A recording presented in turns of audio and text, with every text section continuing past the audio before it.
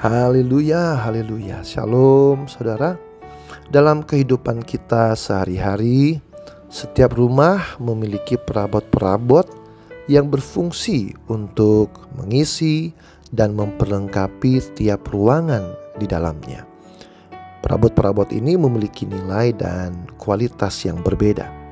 Ada yang mahal dan ada yang murah, sesuai dengan kegunaan dan fungsinya masing-masing. Namun saudaraku, dalam persekutuan dengan Tuhan, kita diibaratkan seperti perabot rumah yang khusus dan mulia. 2 Timotius pasal 2 ayat 21 berbunyi demikian. Jika seorang menyucikan dirinya dari hal-hal yang jahat, ia akan menjadi perabot rumah untuk maksud yang mulia. Ia dikuduskan, dipandang layak untuk dipakai tuannya, dan disediakan untuk setiap pekerjaan yang mulia. Nah saudaraku, dalam konteks ini kita dipanggil untuk menguduskan diri kita dan menjaga kekudusan hidup kita sebagai umat Tuhan. Kita dipanggil untuk hidup berbeda dengan dunia ini, hidup menurut kehendak Tuhan dan taat pada perintahnya.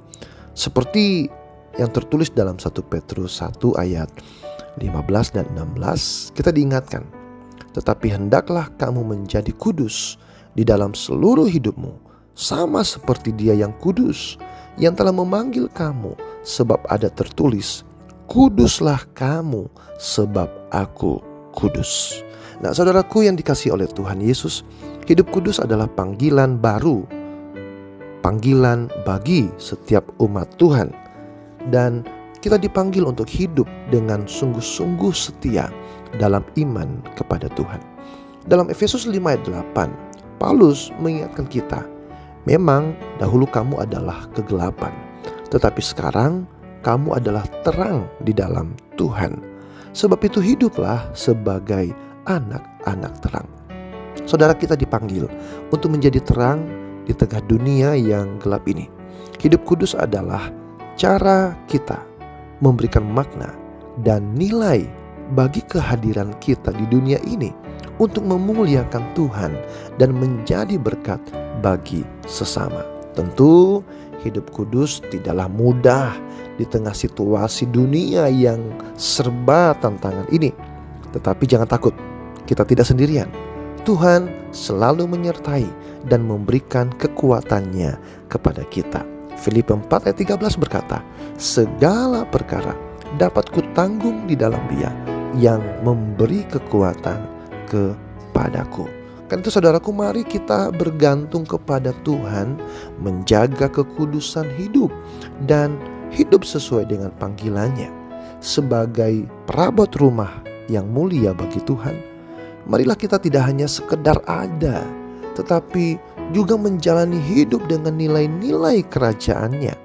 Marilah kita hidup tulus dan setia dalam iman, memuliakan Tuhan dalam segala hal yang kita lakukan. Kolose pasal 3 ayat 23 dan 24 tertulis demikian.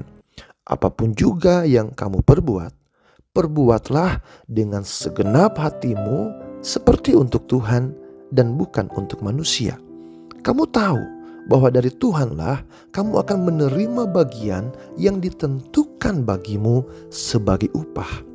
Kristus adalah Tuhan dan kamu hambanya. Nah jadi saudaraku yang terkasih dalam Kristus Yesus, mari kita hidup sebagai perabot rumah yang mulia bagi Tuhan. Marilah kita hidup dengan kekudusan, mengasihi sesama dan memuliakan Tuhan dalam segala hal. Dengan demikian, hidup kita akan menjadi berarti dan menjadi berkat bagi dunia di sekitar kita. Tuhan Yesus memberkati. Shalom.